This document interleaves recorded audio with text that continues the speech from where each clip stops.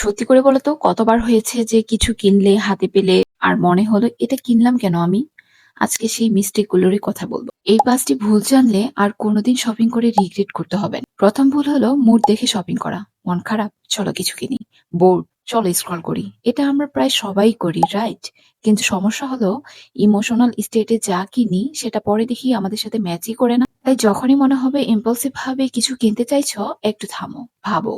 একদিন পরেও যদি কিনতে মন চায় তখন কিনো। দ্বিতীয় ভুল হলো সেল দেখলেই ঝাঁপিয়ে পড়া। 50% অফ দেখলে মনে হয় না কিনলেই বোকামি, তাই না? কিন্তু একটু ভাবো, যেটা দরকার নেই সেটা 90% অফেও কিনলে সেটা লসই। সেলে কেনার আগে নিজেকে জিজ্ঞেস করো, সেল না থাকলে কি এটা কিনতাম? যদি উত্তর না হয় তবে রেখে দাও। তৃতীয় নম্বর ভুল হচ্ছে সাইজ ঠিক মতো না দেখে অর্ডার করা।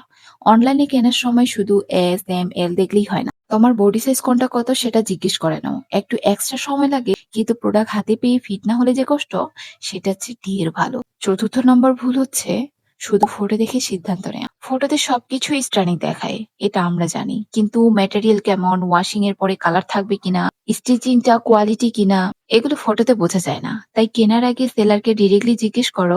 যে সেলার ঠিকমতো আনসার করে না সেখান থেকে না কেনাই ভালো। পঞ্চম আর সবচেয়ে বড় ভুল হচ্ছে আনট্রাস্টেড জায়গা থেকে কেনা।